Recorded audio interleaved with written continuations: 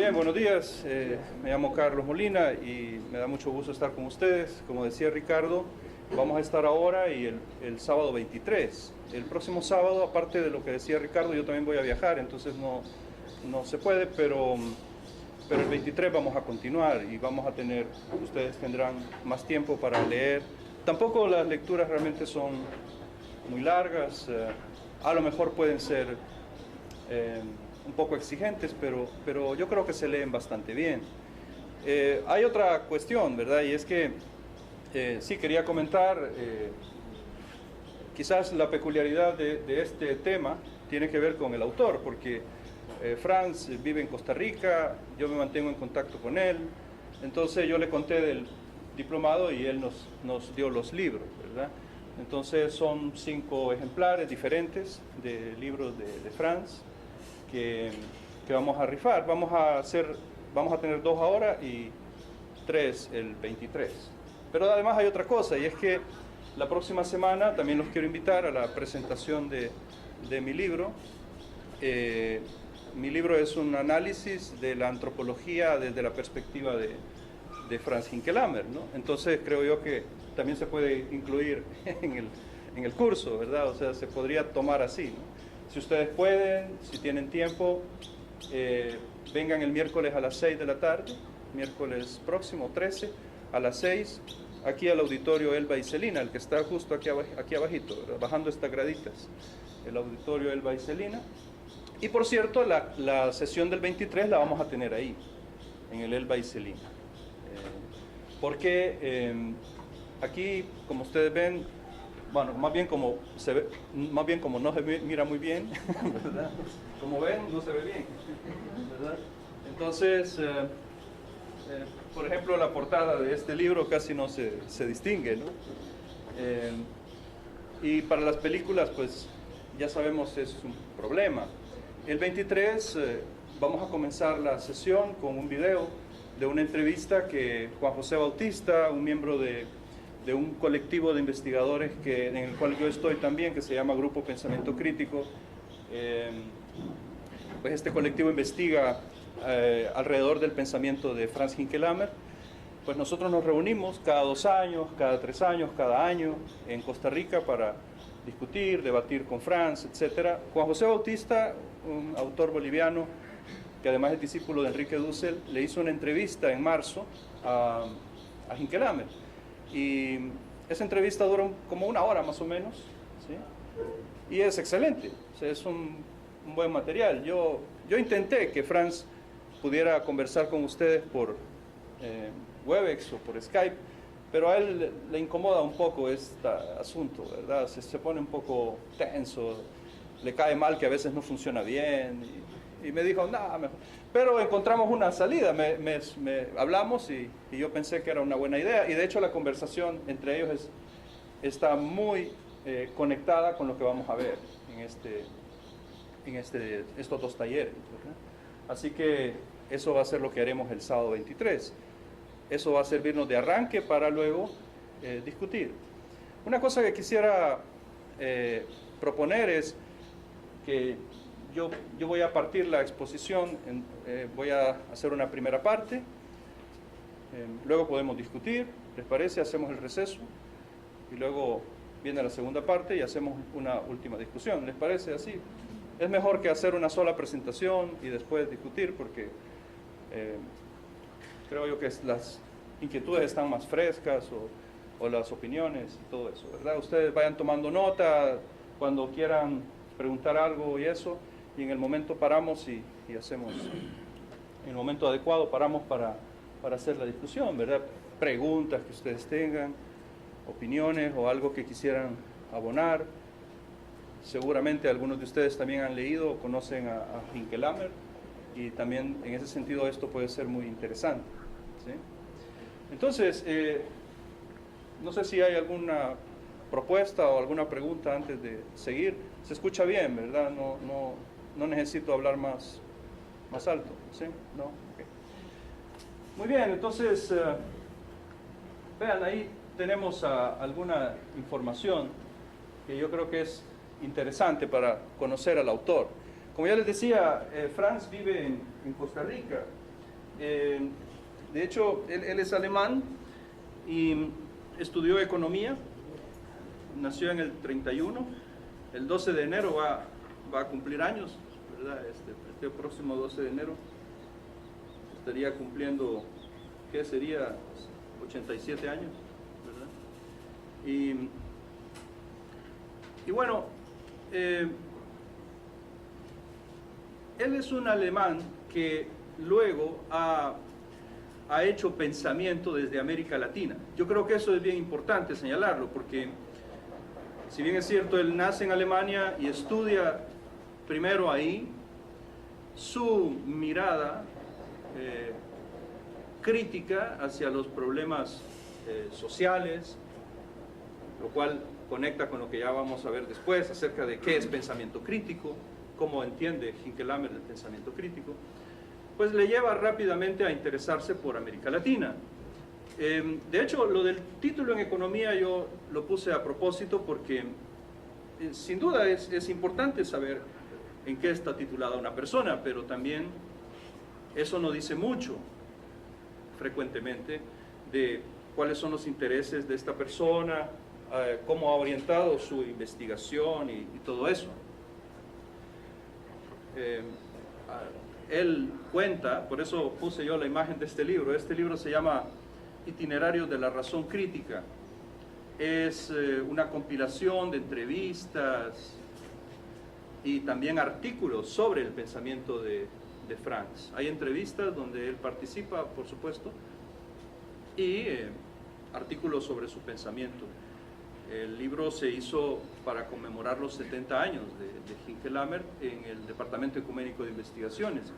En la biblioteca tenemos ejemplares de este libro. Y en este libro él habla de su vida. Si a ustedes les interesa conocer un poco más sobre la vida del autor, yo les invito a buscarlo acá. Pero yo quiero destacar algunas cosas. Por ejemplo, el hecho de que cuando él estudiaba economía, tenía la libertad en esta universidad, estudió en Berlín, en la Universidad Libre de Berlín Occidental, ¿ya?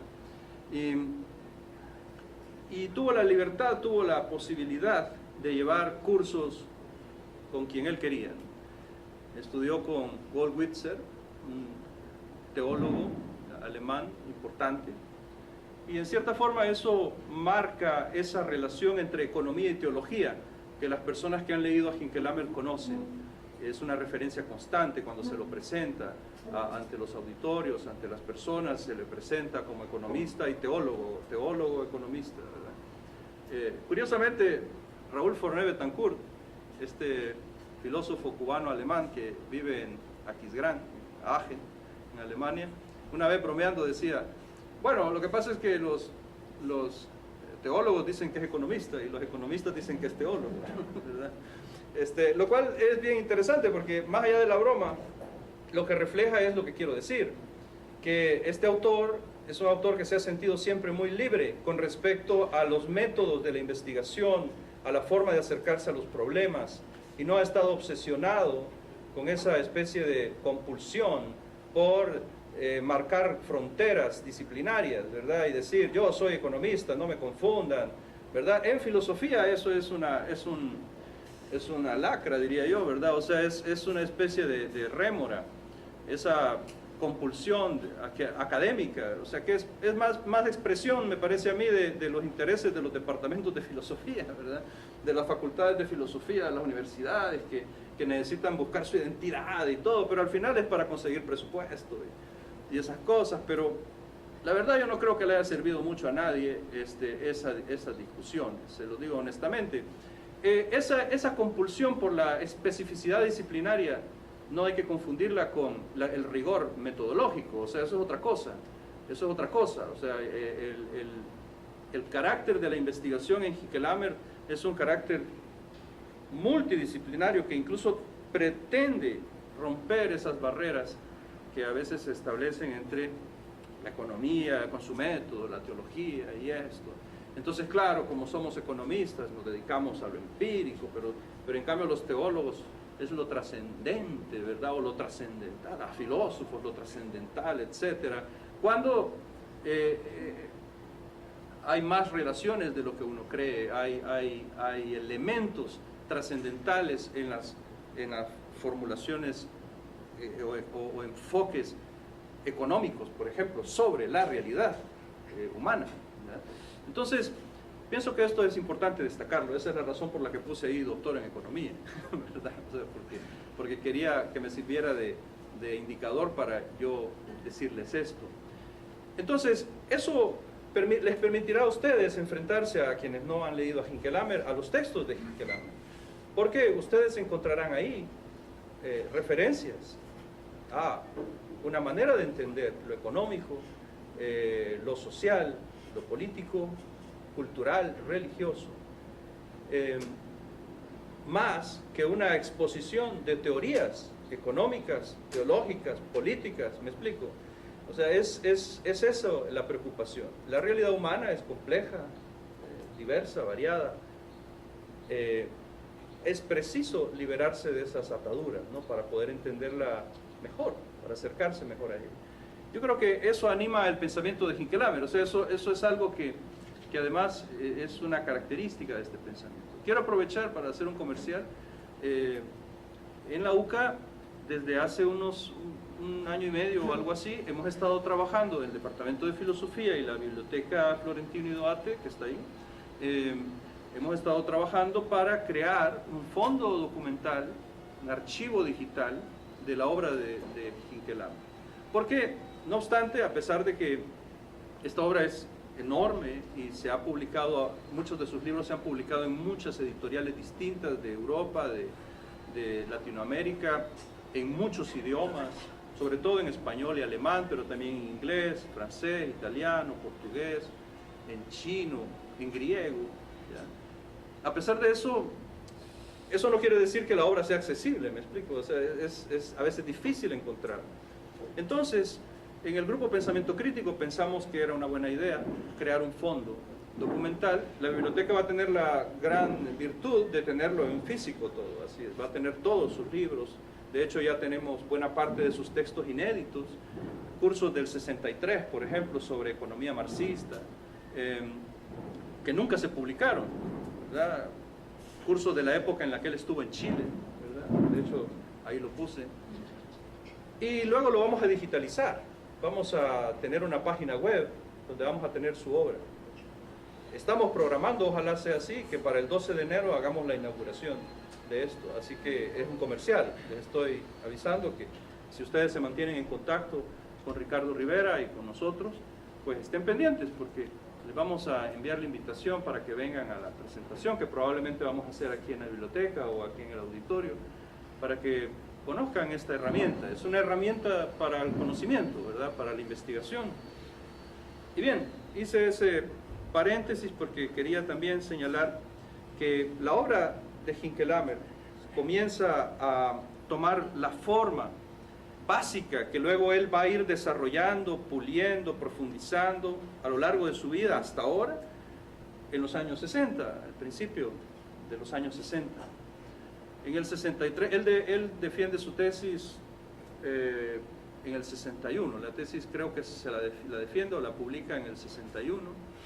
Es una tesis sobre la economía soviética, sobre el problema de la planificación. Ya en esa investigación, Hinckelhammer está pensando sobre qué quiere investigar más adelante.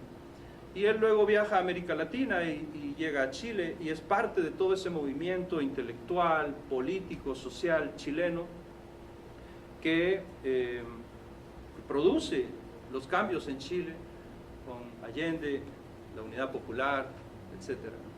Luego el golpe de Estado va a hacer que él tenga que salir y salvar su vida. Así, otros no pudieron salvar su vida, otros tuvieron que exiliarse también.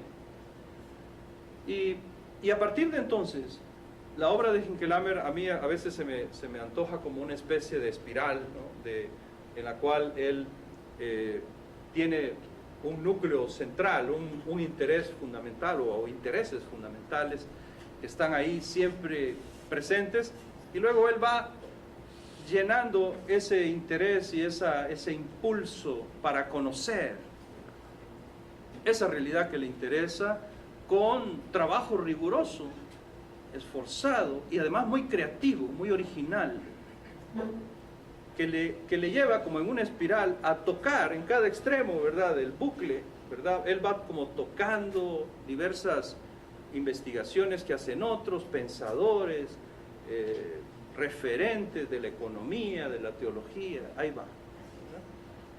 Bueno, él vive en Costa Rica desde el 76, ya firmemente desde los 80, porque luego en ese año se crea una especie de programa de estudios centroamericano, y él estaba viviendo en Honduras, fue profesor de Aquiles Montoya, un economista salvadoreño que murió recientemente y que algunos recordamos con mucho cariño, pues, que era colega aquí en el edificio de profesores donde están nuestros cubículos, y bueno, hay mucha gente que lo conoce en América Latina, en Centroamérica y no solo en Costa Rica, ¿verdad?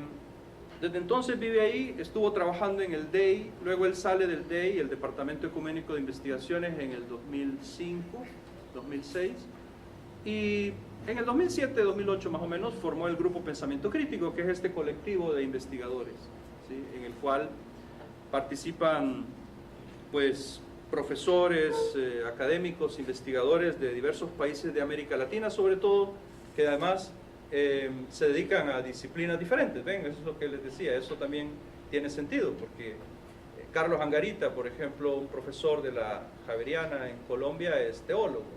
Estela Fernández Nadal, investigadora del CONICET en Argentina, la Universidad de Cuyo, Mendoza, es filósofa.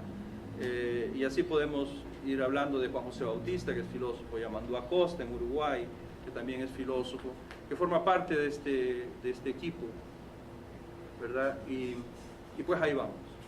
Yo creo que como introducción así de la vida y lo que ha hecho Franz, pues está bien, ¿no?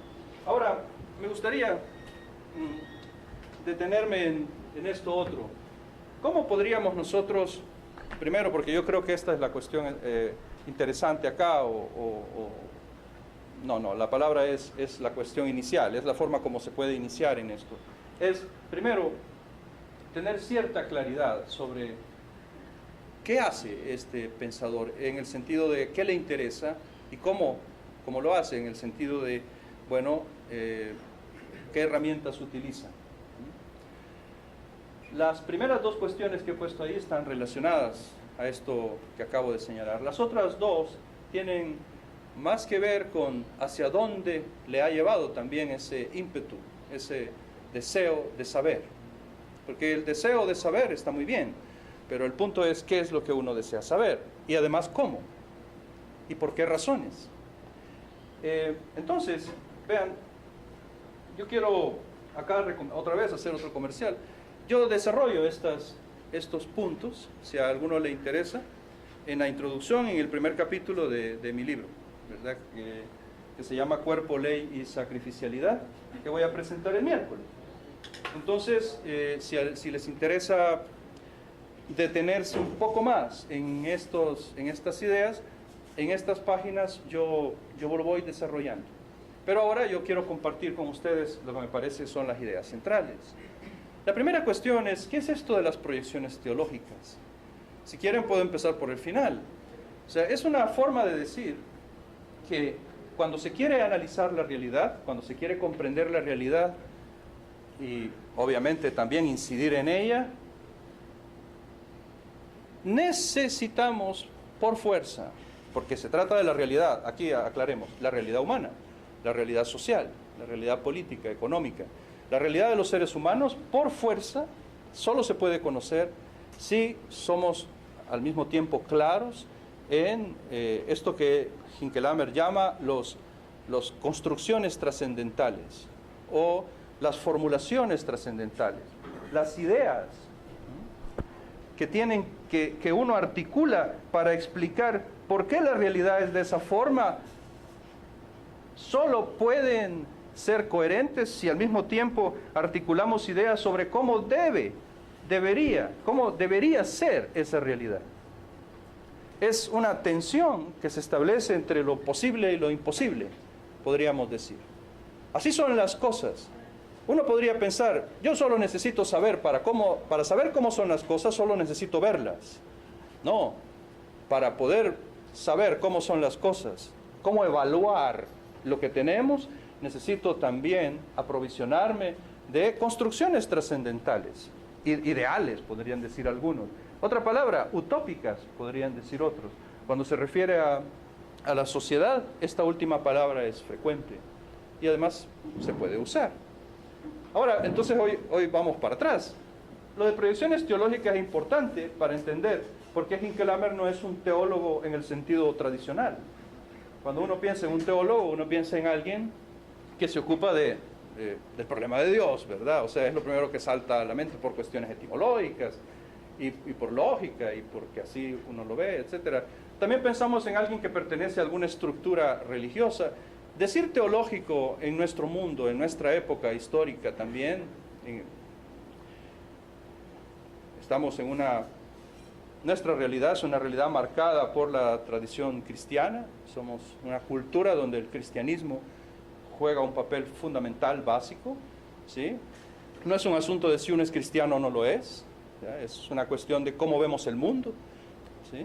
Históricamente así se ha configurado, ¿ya? Nos parezca bien o no, es indiferente a ello, pero en ese mundo, cuando alguien dice teólogo, pasa una cosa bien interesante, ¿saben? Porque inmediatamente este teólogo no está en el mismo lugar, no está en la misma posición, al mismo nivel, que aquellos estudiosos de aquellas religiones paganas, antiguas, o de otros pueblos, que son presentadas como mito, pensamiento, saberes. Todavía ahora para decir, por ejemplo, conocimiento que vale la pena, decimos ciencia. Para decir lo que los mayas creen o creían, se dice los saberes, ¿verdad? Como de una forma así despectiva, ¿verdad? O secundaria. Boaventura de Sousa Santos ha escrito mucho sobre esto y es interesante lo que él plantea sobre esta cuestión, ¿verdad? Pero entonces, vean, aquí pasa esta cosa curiosa. El teólogo no se presenta como un historiador de las religiones. Pero tampoco el teólogo se presenta, y esto es lo paradójico, ¿no? Tampoco el teólogo se presenta como alguien que tiene enfoques teológicos para entender una realidad compleja, sino que se dedica a entender una realidad que es teológica, ¿sí? Es algo así como, esto es lo curioso, ¿no? O sea que resulta que este teólogo que no es un historiador de las religiones, que no solo nos viene a decir cómo explica estas creencias y eso, de estas personas que no son él, tampoco es que pensamos, bueno, la realidad necesita conocer la realidad, por ejemplo, económica, social, saber acerca de la pobreza supone un enfoque teológico. No, se presenta como el que conoce esa realidad teológica. Bueno, Hinckelammer no es un teólogo en ninguno de esos sentidos. Pero entonces, ustedes me podrán decir, y con razón, pero en eso tampoco es muy original, porque ahí está la teología de la liberación. En efecto, ¿no? ¿Verdad? Aquí podemos hacer puedo adelantarme un poco. Perdón. No lo tenía acá. Bueno, no importa. Vean, la teología de la liberación es, sin duda, inseparable de Hinckelammer. Cuando las personas en América Latina piensan en su obra, piensan en lo que él dice, inmediatamente lo asocian a ella. No necesariamente dicen que es un teólogo, pero no se puede estudiar teología de la liberación latinoamericana seriamente sin leer a Hinckelammer. Ahora, la teología de la liberación, no obstante, está concentrada, por supuesto, que tiene similitudes con lo que hace Hinckelammer, pero también la teología de la liberación se concentra en la praxis de las comunidades de creyentes ante el anuncio de Jesús, es decir, cómo estas comunidades de creyentes viven la fe. Hinckelammer, aunque esto lo valora mucho, tampoco se dedica, su obra no hace este tipo de análisis o estudio. Entonces, aunque la teología de la liberación es una parte importante de lo que él valora, ¿sí? Él lo que realmente hace es, y aquí volvemos a cerramos el círculo, lo que hace es explicar cómo aparecen las proyecciones teológicas en las ciencias sociales, en la economía, en la filosofía, en todos lados, ¿sí? Cada vez que nos acercamos a tratar de entender la problemática humana compleja, echamos mano de las herramientas que podríamos llamar teológicas, es decir, trascendentales. El problema de lo imposible, el problema de lo utópico. Aquí podemos hacer el salto a Marx, ¿sí? A lo largo de los años, muchos marxistas, ¿verdad?, se dedicaron a tratar de expurgar todo lo utópico de Marx, ¿verdad? A lo mejor amparados en ciertas intuiciones lógicas, porque el mismo Marx tenía sus expresiones sarcásticas para el uso del término, pero sin embargo, eso es una gran tontería, ¿verdad? O sea, es una gran tontería que la historia se ha encargado de probar que es una tontería, porque no es lo mismo que uno diga es una tontería porque yo creo que es una tontería, o porque es una tontería porque no encaja en esta estructura lógica o en esto que estoy diciendo, sino es una tontería porque ahí tenés los hechos, papá. O sea, ahí puedes ver cómo dedicar décadas a tratar de hacer eso solo crea el desastre, ¿ya? Y no me refiero a un desastre teórico, me refiero a un desastre práctico. Pero bien, ya vamos a pasar a eso. Esto nos lleva al pensamiento crítico. En la actualidad, el pensamiento crítico muchas veces es señalado o es entendido como una especie de forma de enfrentar un problema echando mano de lo que podríamos llamar de entrada un aparato crítico, unas herramientas que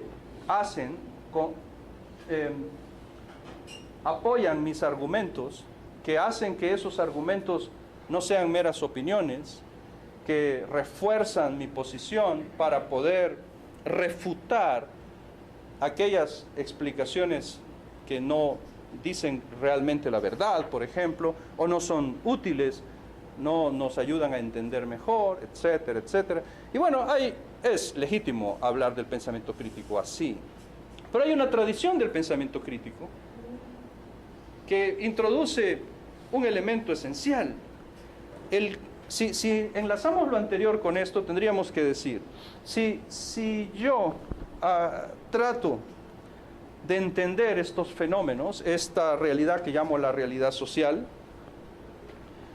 ese ímpetu, eso que me mueve a hacerlo, ya implica un juicio sobre la realidad y un interés en que esa realidad llegue a ser de otra forma. Es el asunto de la transformación de la sociedad. El pensamiento crítico es eso.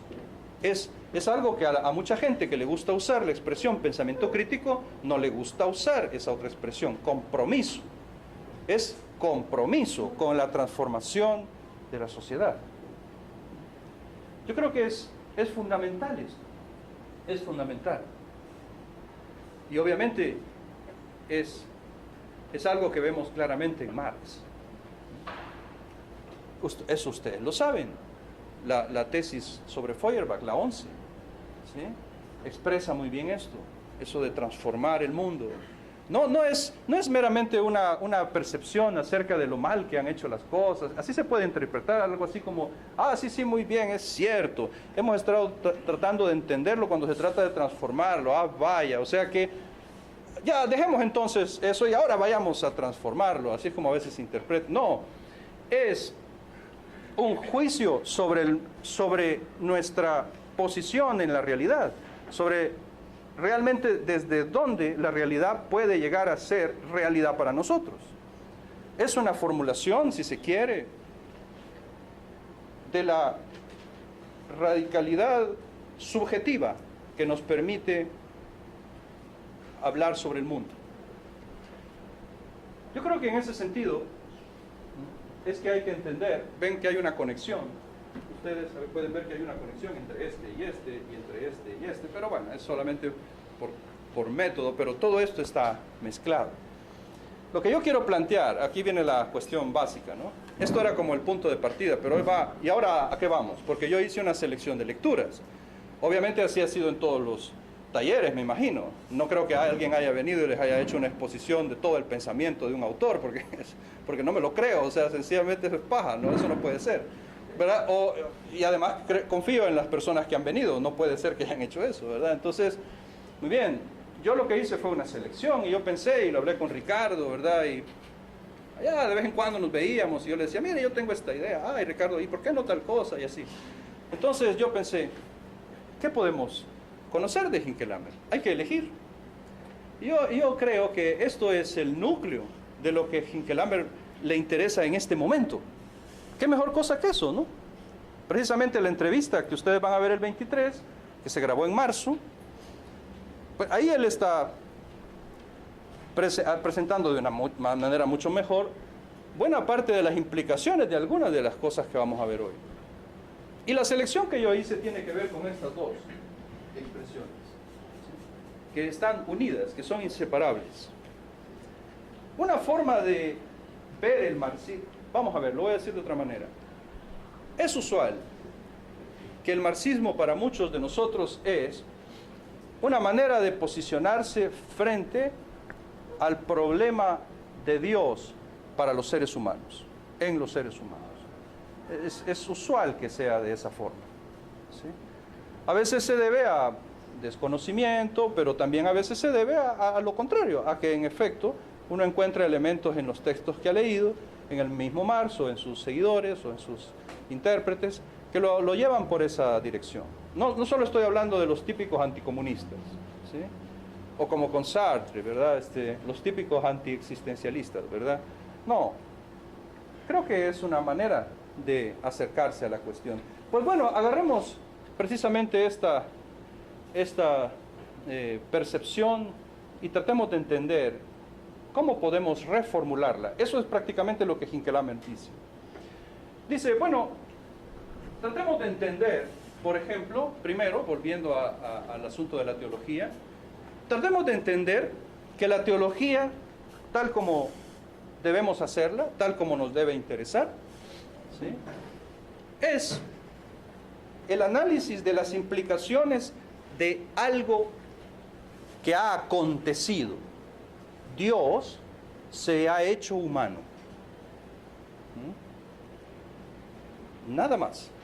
Las implicaciones de esto, ¿sí?, son, por supuesto, la piedra central, la angular,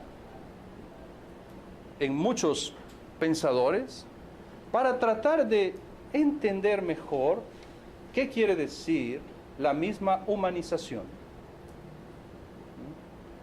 o emancipación, dirían otros también. Y claro, combinado con el siguiente elemento que tenemos en Marx. Hay toda una escuela, no necesito quizás decírselo a algunos de ustedes, o a la mayoría, o a todos, ¿sí?, marxista, que saltaría, no precisamente de alegría, sino al contrario, de furia, ¿verdad? Lleno de furia por eso del humanismo de la praxis, ¿verdad? Althusser, ¿verdad? Pero veamos, ¿cuál es el problema aquí? ¿Sí? ¿Cuál es el problema aquí? Y precisamente aquí es donde podemos hacer una propuesta, ¿no? De hecho, la primera lectura, que es la lectura en la que en la que me voy a concentrar hoy, Prometeo, es un texto de Hinckelammer que se llama Prometeo. Él dice, bueno, ustedes les van a repartir después, ¿verdad?, las lecturas, ¿sí? Prometeo, el discernimiento de los dioses y la ética del sujeto. Bueno, el título, Reflexiones sobre un mito fundante de la modernidad. Bueno, muy bien. Salud. Ese es un artículo que se encuentra en ese libro. Ya se mira un poco mejor, más o menos, ¿no? Racionalidad, utopía y modernidad. Es una compilación que hizo la Universidad de Cuyo y la Universidad Bolivariana, creo, no sé, Simón Bolívar o algo así, de Chile. No me acuerdo bien. Jorge Vergara y Estela Fernández hicieron esa compilación hay artículos de muchos de los que somos miembros del grupo Pensamiento Crítico, pero también artículos de Franz. Ahí está el texto de Prometeo, ¿sí?, que les van a dar a ustedes. ¿Y por qué Prometeo? ¿Sí? O sea, esa es la cuestión. ¿Por qué Prometeo? ¿Y por qué profesión de fe? Y además, ¿por qué tiene que ver con el marxismo? Podría decir alguien. Saben, muchos marxistas resolvieron esto de una manera poco elegante tal vez, pero que a muchos les ha convencido a lo largo del tiempo, ¿sí? Bueno, lo que pasa es que podemos hallar dos Marx, así como hay dos Wittgenstein, ¿verdad? Ludwig Wittgenstein, el filósofo austríaco, realmente hay un primer Wittgenstein y un segundo Wittgenstein. Está bien hablar así. El mismo Wittgenstein, con esa maestría que tiene y ese sentido del humor, ¿verdad? A mí me encanta, no sé si lo conocen ustedes, pero dice en el libro emblemático de su segunda etapa de pensamiento, que es las investigaciones filosóficas, dice, hace bromas con respecto a él mismo, ¿verdad? Dice, esto puede ser que no sea tal como lo dice el autor del Tractatus, ¿verdad? Que es su libro, el libro que había publicado él como varios años antes, ¿no? ¿Verdad? Entonces él bromea sobre su obra primera, ¿sí? Y de hecho hay dos, pero Marx no hay dos, o sea, ese es el punto. Sin embargo, muchos marxistas han insistido en este asunto. Y claro, no se trata de, bueno, Franz Hincklamer o Carlos Molina dicen no hay dos y entonces no hay dos. No, hay razones para decir que no hay dos. O sea, esa es la cuestión. Y a eso vamos, ¿sí? Y es lo que vamos a hacer en las dos sesiones, y es lo que nos va a decir Hincklamer en el video, y de eso se trata. Porque vamos a hablar sobre Marx, ¿sí? Lo que pasa es que estamos apoyándonos en estas investigaciones de Hincklamer para entender Marx, porque además este es un curso sobre marxismos, pero es un curso sobre Marx. Yo creo que es el mejor favor que podemos hacerle a un diplomado o curso sobre pensamiento marxista, ¿sí? Es entender a Marx, ¿sí? No porque sea un santo o algo por el estilo, sino porque lo que dice, la forma como lo dice, las elecciones que hace, nos dan luz, nada más. Y entonces, ¿qué mejor forma que empezar con una cita de Marx? Además de, sí, era un Marx muy joven, claro, todos en alguna forma a veces primero son jóvenes y después ya no, ¿verdad? O sea, eso no tiene nada de... Sí, pero ¿y eso qué? Es bien curioso porque en la historia del marxismo pasa lo contrario de lo que pasa ahora. Ahora cada vez que alguien quiere decir que hay una idea buena, dice que la dice un joven. ¿Se han fijado? La política necesita renovación. Los jóvenes. Bueno, sí, depende de los jóvenes, ¿verdad? O sea, porque hay unos jóvenes que no, ¿verdad? O sea, hay unos que ya se pueden ir yendo, ¿verdad? Y hay otros que sí. Eso es, ¿verdad? Hay que poner las cosas en su puesto. Pero entre los marxistas es al revés. El joven Marx es como decir un Marx estúpido que empezó a ver, pero no veía claro todavía. Luego se convierte en el Marx científico, ¿verdad? Que escribe el Capital y entonces ya todo el pensamiento se ha, ¿verdad? Convertido en una cosa dura, ¿verdad? Ya no está por ahí bailando, ¿verdad? Llevar eso a ese extremo es ridículo. Ahora, esta es la tesis de Marx. La tesis de Marx, Marx también estudió, ¿verdad? Y sacó un título, ¿sí? Estudió filosofía, no economía. Él creó economía, pero él estudió filosofía. Su título es en filosofía. La tesis es Diferencia de la filosofía de la naturaleza en Demócrito y en Epicuro. Y en el año 1841, Marx escribe esto. Al final del prólogo de la tesis. ¿Sí? Ahí solo puse ese fragmento porque es central, pero voy a leer más. En la última página dice, en el segundo párrafo, en esta edición, esto está en la biblioteca, creo, me parece que nuestra biblioteca la tiene, así que ahí la pueden consultar. La filosofía, dice Marx, mientras una gota de sangre haga latir su corazón absolutamente libre y dominador del mundo, declarará a sus adversarios junto con Epicuro: no es impío aquel que desprecia a los dioses del vulgo, sino quien se adhiere a la idea que la multitud se forma de los dioses. Hasta ahí cualquiera diría, ah, sí, Marx, óiganlo, Marx el ateo, así es. La filosofía no oculta esto, y aquí viene lo interesante.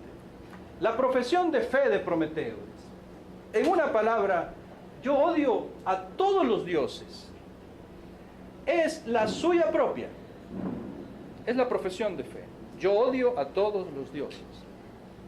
Ahora, fíjense bien en esto porque vamos a ir despacio. ¿Les parece la frase de un ateo? No. Ahí empieza la cuestión. ¿Sí? Es la suya propia. Su propio juicio contra todas las deidades. Vean esto. Celestiales y terrestres. ¿A qué les suena esto? Teología de la liberación. Va, sigamos. Que no reconocen a la autoconciencia humana como la divinidad suprema. Nada debe permanecer junto a ella. En otras palabras, vean, ¿qué es lo que ve Marx en Prometeo? Ustedes pueden decir, lo que ya sabemos que veía Marx en Prometeo, ¿y qué le pasa? Prometeo, el rebelde, sí, pero es un rebelde que habla de rebelarse contra los dioses. Y además de decir, mi rebelión contra los dioses es, los dioses son los seres humanos, los hombres, los dioses. Es interesante, ¿no? ¿Ya? Es interesante. Franz Hinckelhammer, de hecho, comienza el texto ahí, citando esto. ¿Sí? Citando esto. Y entonces plantea su idea. Dice, hasta ahora, ¿qué ha sido el problema de Dios en Marx? El problema de Dios en Marx, ¿qué ha sido? En un examen podría alguien preguntarle a los alumnos y probablemente, ¿qué creen ustedes que pondría? El opio del pueblo, la religión es el opio del pueblo, etcétera. ¿Sí? Muy bien. No.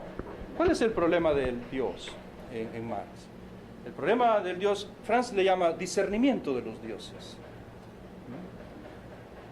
El punto no es si hay Dios o no, sino ¿cuáles son mis dioses?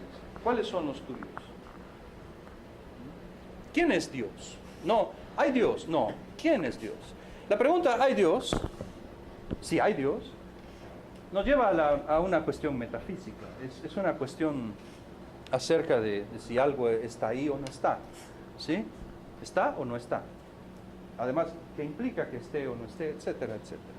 No, Marx no toma ese camino. No. Marx no dice, ¿habrá Dios? De hecho, sí, es más cercano a lo que dice Sartre. Jean-Paul Sartre dice en el existencialismo y el humanismo, nunca dice, fíjense que Dios no existe. No. Dice, partamos de que no hay Dios. Luego, en otra parte dice, incluso si Dios estuviera, es decir, ese no es el problema. El problema es, ¿qué hacemos nosotros al respecto? Aquí es similar. La siguiente cita es de la ideología alemana, ¿ya? Donde Marx mismo habla de qué es la crítica de la religión. ¿Qué es la crítica de la religión para los marxistas a lo largo del siglo XX? Otra vez, el opio del pueblo, etcétera. ¿Sí?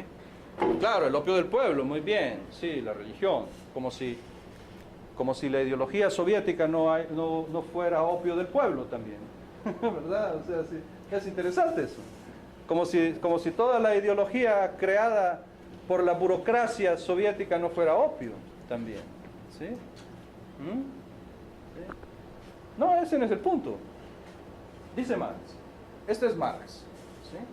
La crítica de la religión desemboca en la doctrina de que el hombre es la esencia suprema para el hombre y, por consiguiente, vean esto, en el imperativo categórico, ¿a qué le suena eso? Kant, ¿verdad? De echar por tierra todas las relaciones en que el hombre sea un ser humillado, sojuzgado, abandonado y despreciable.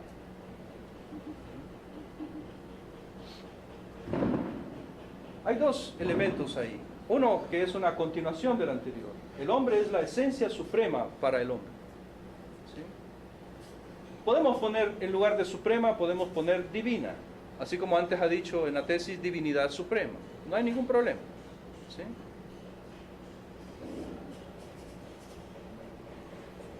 Dios es como esa idea trascendental, es eso que nos mueve a caminar, es eso que da sentido a lo que hacemos.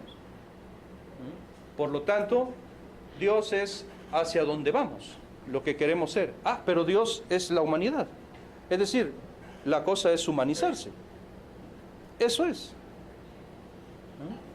Sartre, cuando va a morir, en el año 80, a Yacuría esto le impactó mucho, al punto que escribió un artículo que publicó en ECA, en el año 81, salió publicado en ECA, acerca de las confesiones de Sartre, antes de morir. Sartre dice casi lo mismo.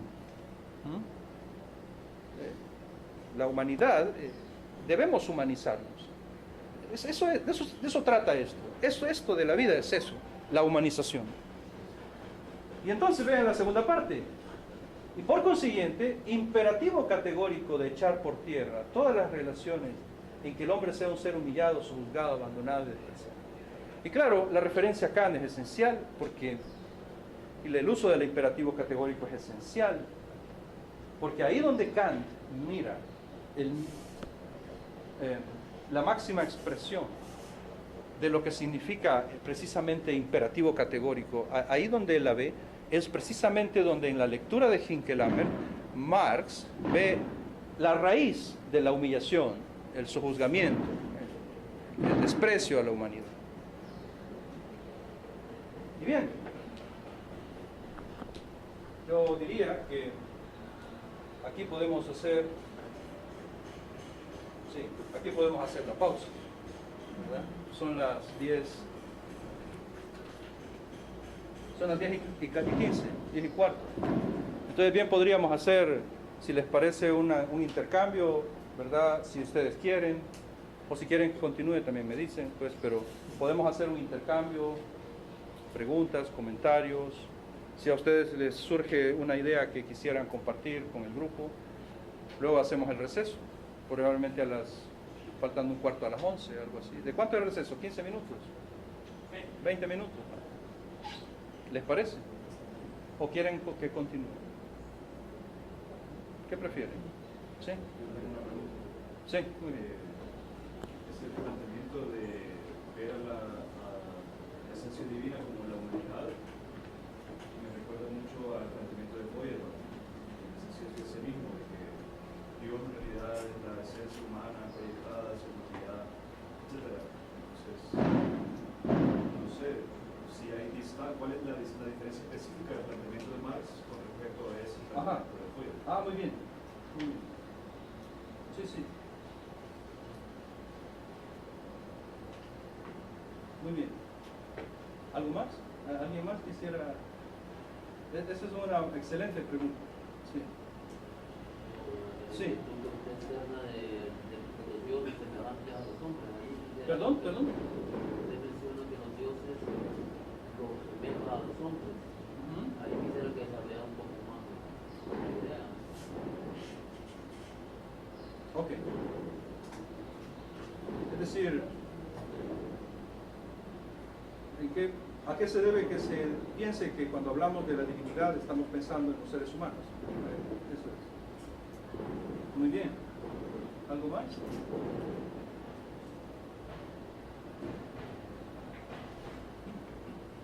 Ok, veamos eso.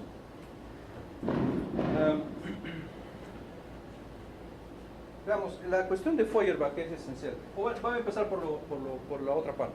De hecho, más adelante hablaremos del discernimiento de los dioses. ¿Sí? Es más, yo creo que podemos aprovechar para hablar sobre esto. ¿Sí? Pero básicamente lo que está señalando es que, y esto conecta sin duda con la otra cuestión, cuando nosotros hablamos de la divinidad, estamos acostumbrados a pensar que hay dos realidades, por decirlo así.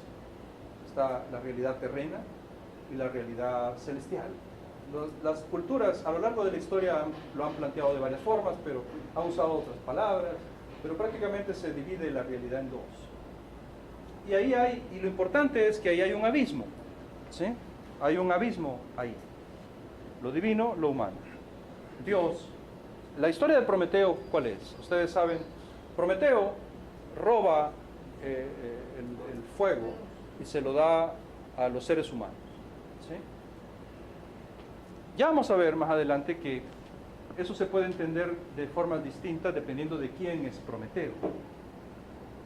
Originalmente Prometeo es un dios, pero a lo largo del tiempo Prometeo se fue convirtiendo en un hombre especial, un ser humano especial.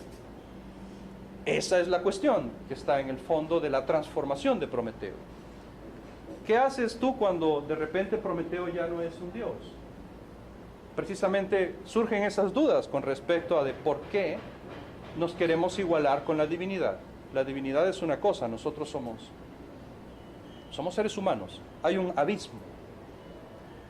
Pero lo que Hinckelammer está planteando, su lectura de Marx, y yo creo que es correcta, es que Marx tiene una visión diferente de la cuestión. Obviamente está emparentada con lo de Feuerbach, hay un aire de familia, se puede decir, pero ya vamos a ver que hay una distinción fundamental. ¿Y dónde está la conexión? Bueno, realmente no hay dos realidades. Hay una realidad, la realidad humana. Pero en la medida en que lo humano nos importa y el que nos importe supone que debe llegar a ser lo que aún no es, eso es lo divino. Eso es Dios, los dioses. Es como lo ideal, ¿no? Es la utopía. Ahí está la cosa. Hoy veamos lo de Feuerbach, porque es lo que dice Alejandro es importante. Feuerbach ya plantea esto de la divinidad, los dioses como una proyección, ¿verdad? Son la esencia humana, pero como que ha sido duplicada la realidad, ¿no? Ahora, la crítica de Marx a Feuerbach me parece a mí que tiene sobre todo que ver con esta parte de acá. Aquí donde dice todas las relaciones, ¿ya? Es donde está la cuestión. Porque las tesis sobre Feuerbach, las 11, básicamente se podrían traer hacia acá y mostrar que Marx está diciendo, bueno, Feuerbach atina en la medida en que señala que no hay tal duplicación de la realidad. Donde no atina Feuerbach es que él, si lo quieren ver como una figura, como algo que se puede ver, ¿verdad? Visual. Él piensa que esto que se ha creado aquí, esta es como la realidad, y luego alguien la ha proyectado y ha creado una realidad ficticia, que realmente es eso, en el fondo podemos traerla hacia lo que realmente tenemos, que somos nosotros mismos. Aquí está la humanidad y aquí está Dios. Ahora, lo que hace Marx es decir, no, veamos, el punto es que esta realidad es la que ya ahí está partida, ¿sí? Feuerbach es ingenuo porque no ve, ¿qué no ve? Las relaciones. Para él da lo mismo si somos nosotros acá, estamos, o las personas que padecen hambre porque no tienen nada que llevarse a la boca, o la persona que es dueña de los bancos y la persona que presta en el banco, o el dueño de la fábrica y el trabajador. Entonces, la concepción del ser humano de Feuerbach sigue siendo tan idealista como su Dios. Entonces, si realmente hay dioses celestiales, es porque hay dioses terrenales. Por eso lo de deidades celestiales y terrenales, eso ya no es de Esquilo. Lo otro es de Esquilo.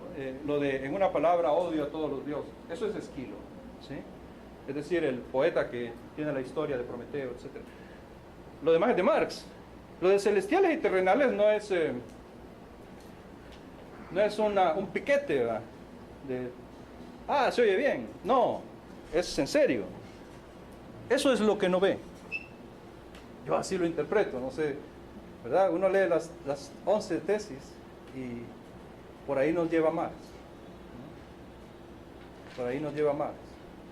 Y como debemos interpretar, muchos utilizan esas palabras de Marx, el opio. Sí. ¿Cómo en su verdadera dimensión, qué es lo que propiamente él expresaba con esas palabras? Bueno, Ricardo Rivera no me va a dejar mentir porque Ricardo conoce muy bien a Hegel. Esto viene de ahí, ¿no? ¿Sí? No es tanto Marx el original en eso. La idea proviene de Hegel, ¿o no? ¿Sí? Una buena parte. Sí, pero también proviene de ahí. Sí. Lo que pasa es que, claro, con el opio del pueblo, yo creo que hay como dos interpretaciones, una lectura más histórica de entender que la religión históricamente ha jugado este papel y hay un día se puede jugar un papel diferente, la teología de la liberación trata y la teoría humanista trata de la respuesta, ¿verdad? Podría jugar un papel contrario. Y la otra es la rotundidad con que se ha expresado Marx, ¿verdad? A mí me parece que si Marx hubiera querido decir la religión ha sido hasta ahora el opio del pueblo, yo creo que si Marx hubiera querido decir eso, lo hubiera escrito así. El problema es que la religión es, y ahí hay una rotundidad que, claro, en eso radica ese ateísmo como él propone una concepción científica de la vida, etcétera, etcétera. Yo creo que, claro, este es un tema que amerita, digamos, mínimo una sesión entera, pues, ¿verdad? Para ver si Marx tenía razón, ¿verdad? En el siglo XIX, cuando lo ha planteado, o si ahora que habitamos el siglo XXI, después de todas las experiencias, sobre todo en América Latina y sobre todo en este país, ¿verdad? La teología de la liberación, de la cuestión pertenecida por los pobres, etcétera, etcétera. Sí, eso ha sido rebatir en la práctica, ¿no? Yo creo que ahí es un debate que está abierto. Y que, de todos modos, la praxis o el compromiso, como decía acá, es un poco indiferente a esa pregunta, ¿verdad? Es decir, el compromiso ético no va a depender de nuestra consideración teológica de la pregunta de si existe o no Dios, ¿verdad? Exacto. El más ateo que más sería Buda, el que no acepta la pregunta de si existe Dios, simplemente no responde a la pregunta. Además hay otra cosa. Yo creo que es importante ver que el asunto de que el planteamiento básico de Marx no es ateo, no quiere decir que él no fuera una persona atea. Son cosas distintas. Sartre era ateo. Pero Sartre no hace de su ateísmo su bandera, como a veces se plantea. Y yo no creo que Marx también lo haga. Marx, en efecto, está pensando en la religión que conoce. Pero no puede desprenderse de las figuras religiosas para explicar el sistema económico. Como Dussel ha explicado bien acerca de cómo utiliza las metáforas teológicas, no en las tesis sobre Feuerbach, no en los manuscritos del 44, por cierto, quiero corregir, esto no es de la ideología alemana, la cita de la ideología alemana es después, lo que pasa es que como iba a salir muy largo no puse las fuentes, pero eso es de la crítica de la filosofía del derecho de Hegel, perdónenme, me equivoqué. Pero no es de estos textos. En el Capital, Marx utiliza metáforas teológicas. Y no dice, así como no dice algunas religiones, la religión, tampoco al usar las metáforas dice algunos, Dios, no, Dios, el dinero es Dios. ¿Sí? O en los manuscritos del 44, cuando habla sobre el dinero. ¿Sí? Dice varias veces eso. Pero también hay una cosa interesante, aparte de esto, porque yo creo que es importante aclararnos, ¿verdad? Podría sacarse la idea equivocada de que Marx, por lo tanto, no era ateo. No. Marx era ateo, sí.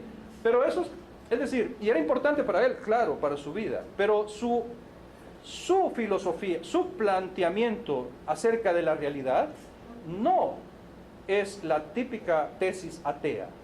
No. Es una tesis acerca de la humanidad como divinidad suprema. Y ahí sí ya está más jodido estar poniéndole la etiqueta de ateísmo. O sea, ahí sí yo ya no, yo digo, no joda, mira, ¿cuál es la gana de ponérsela? O sea, si tú quieres ser ateo, perdón, o sea, no hay problema. Pero ese no es el punto. Me explico. Yo creo que esa es la aclaración importante, lo cual no quiere decir que él no fuese una persona atea.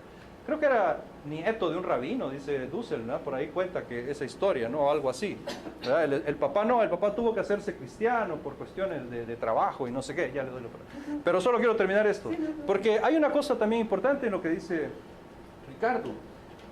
Marx hace ese juicio sobre la religión y probablemente se equivocó incluso sobre la religión, porque ese es otro tema. Una cosa es hablar sobre los dioses y otra cosa es ¿qué podemos decir sobre la religión? Yo también creo que muchas expresiones religiosas son opio del pueblo. La teología de la liberación también ha reivindicado eso. Yo recuerdo muy bien cómo se hacía en las comunidades cristianas. Sin embargo, también quizás Marx se equivoca al tratar de generalizarlo. Se lo digo porque vean, recientemente en el curso de Introducción a la Ética de la licenciatura en Filosofía que yo imparto, hemos estado estudiando las tradiciones éticas relacionadas a tradiciones religiosas. Es algo nuevo que metimos en el curso porque nos parecía importante hacer ese análisis, que la cosa quedaba un poco patoja si uno no mira que buena parte de la ética del día a día tiene que ver con tradiciones culturales y religiosas antiguas. Y cuando uno analiza, por ejemplo, piensen en este ejemplo, me parece a mí que es un poco chocante, el Islam. El Islam es para muchas personas sinónimo de algo opio que galán, algo peor que eso. ¿Sí?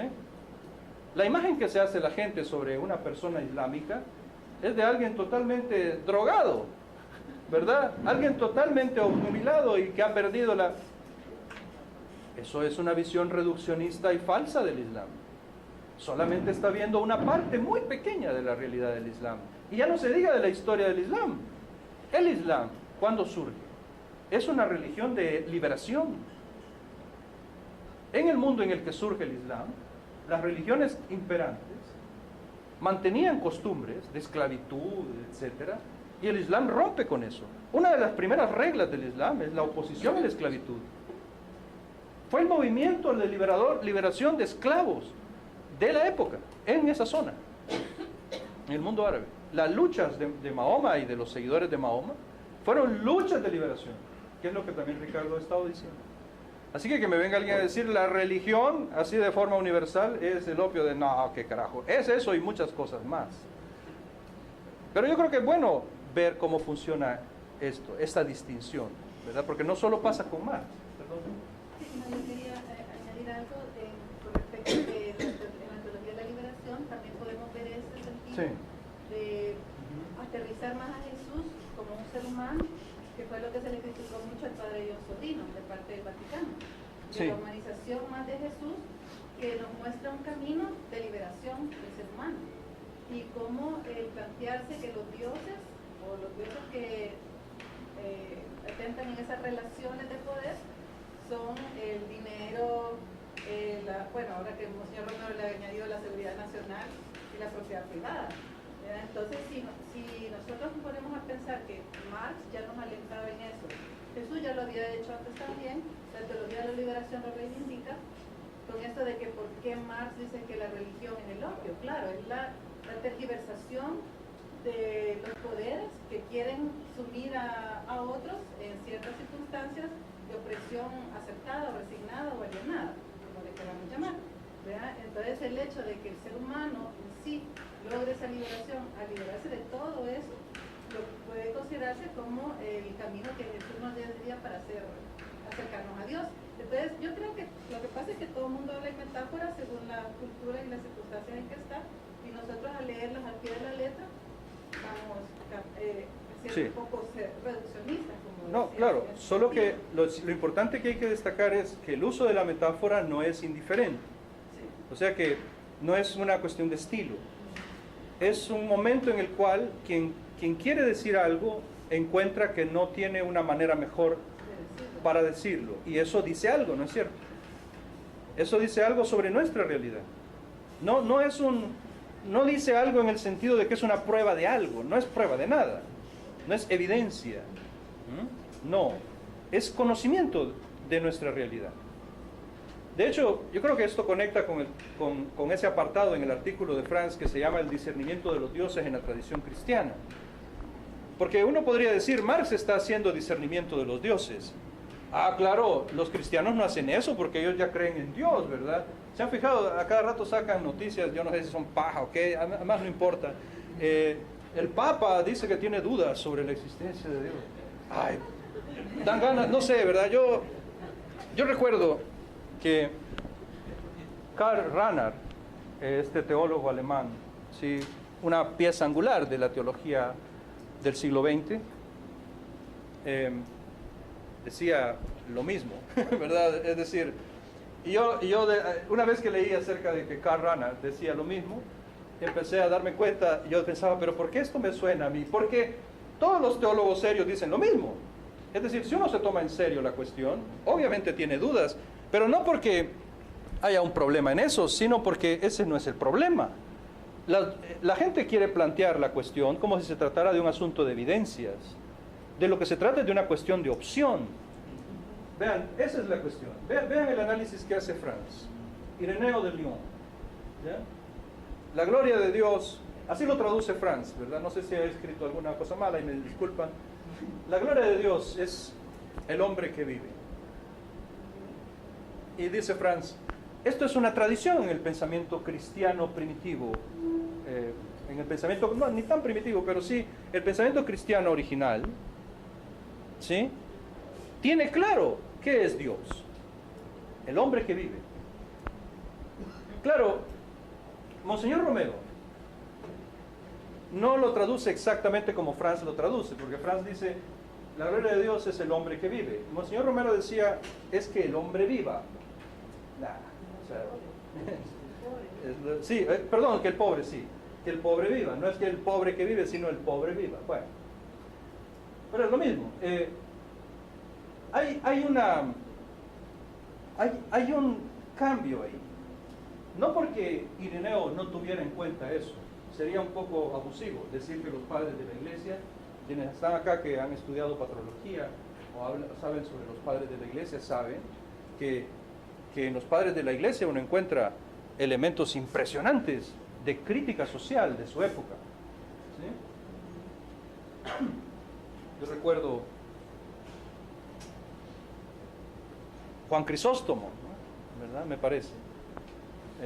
Los padres de la iglesia ya lo sabían, pero Romero, que no era marxista, Romero no le demos vuelta porque eso no tiene misterio, no era marxista, pero veía la realidad con una óptica que era muy familiar, cercana a la de Marx. Eso sí es innegable, ¿ya?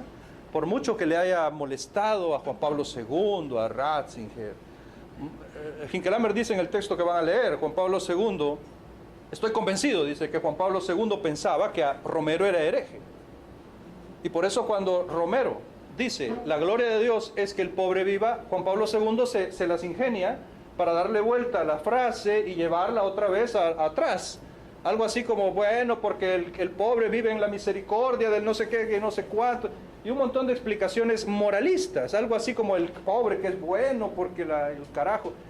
John Sobrino les puede explicar claramente que ese no es el punto, como decía Virginia. Franz admira mucho a John Sobrino, o sea, lo quiere mucho también, se conocen. Pero lo que hace Romero, aún quizás sin proponérselo totalmente, es marcar el punto precisamente de la distinción entre Marx y Feuerbach, ¿verdad? esta distinción entre Irineo de León y Romero es como si volviéramos a Feuerbach y Marx. Aquí ya no es el hombre, el ser humano, aquí es el pobre. Ahí están las relaciones sociales metidas. Romero no creo que tuviera conciencia de esto. Quién sabe, también quizás lo estamos subestimando. Pero para él era el pobre. Y entonces, uno podría quedarse ahí, pero Hinkelhammer no se queda ahí. Saquemos las conclusiones. Porque todavía podríamos pensar, Dios, hombre, Dios, pobre. No. Juan 10:34. Sí, ahí está el evangelista, ¿verdad? Juan 10:34. Jesús está con los fariseos, está predicando y los fariseos se acuerdan, agarran piedras. ¿Y por qué me quieren apedrear? Pues porque vos te estás haciendo como Dios. ¿Y qué les dice Jesús? ¿Y no acaso ahí decía la Escritura, yo he dicho dioses son? ¿Sí? La respuesta de Jesús no es, no, miren, no, hombre, no me he explicado bien. O sea, está el Padre, yo soy el Hijo. No. Es que no entienden, ¿verdad? Lo vengo diciendo desde hace rato, ¿verdad? Claro que somos dioses. Es el Hijo del Hombre. ¿Sí? Somos hermanos. ¿Ya? La oración sacerdotal del Evangelio de Juan, ¿sí? Es esa proclamación de la comunidad. Que luego en Pablo es esencial, el cuerpo paulino, la comunidad. El cuerpo atravesado por relaciones sociales. Como yo lo trabajo en mi libro, ¿sí? Basándome en Hinkelhammer, por supuesto. Pero vean, de nuevo encontramos el discernimiento de los dioses. Y el golpe de gracia lo da Pablo precisamente, en Gálatas 3:28.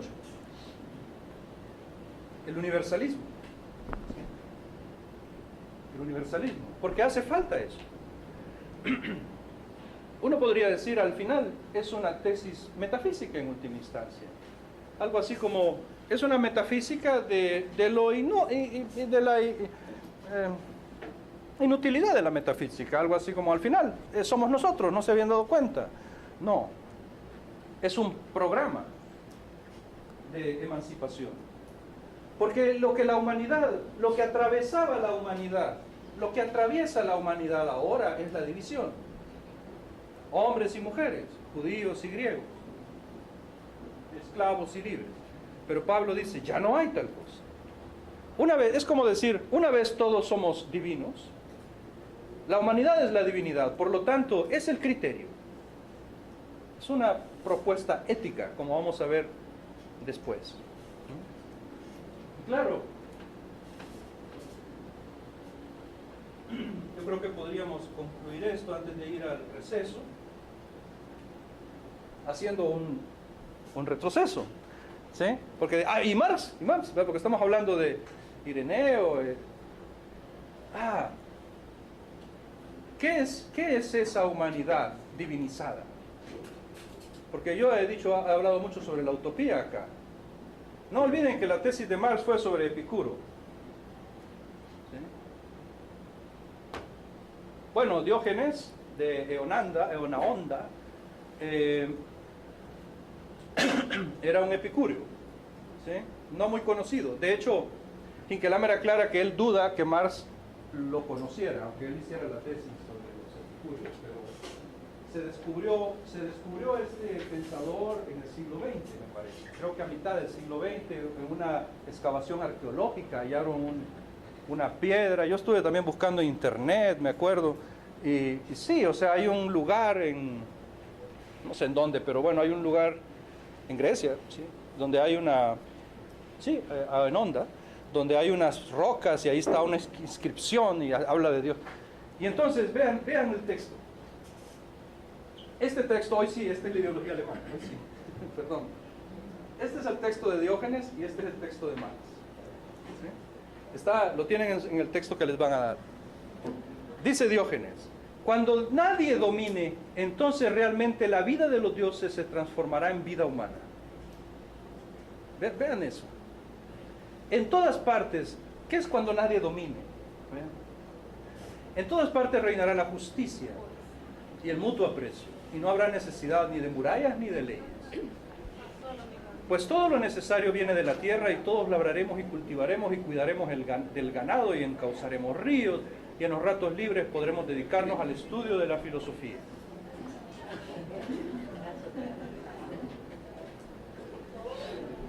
Nosotros ya nos dedicamos, ¿verdad, Ricardo, al estudio de la filosofía, ¿no? y no cuidamos ganado, ¿no? Sí, yo no tengo interés en cuidar ganado, yo no sé.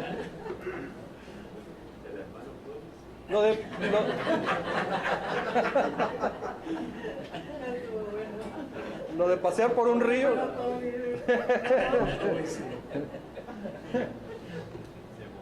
La ideología alemana. La gente dice, Marx habló sobre el socialismo.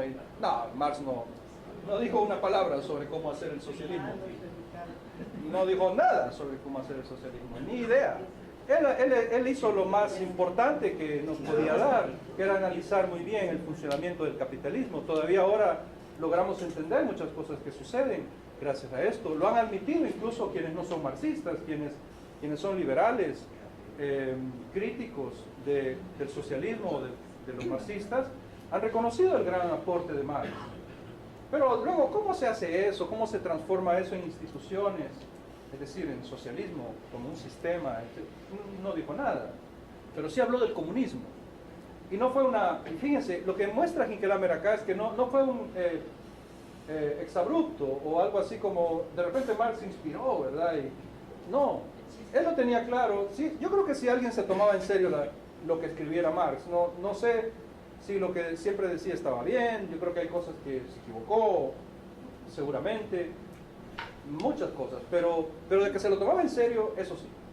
¿Ya? Incluso cuando se echa los chistes, porque si ustedes han leído El Capital, yo me he reído, cuando leí El Capital me reía, es genial, o sea, cuando uno lee los manuscritos del 44, uno goza. Yo se los leía a mis estudiantes de ética en los negocios, los que estudian ética en los negocios, les he leído el texto ese del dinero de Marx, y la gente se carcajea, ¿no? Porque es divertidísimo, ¿no? Cuando él habla de lo que significa el dinero y cuenta chistes.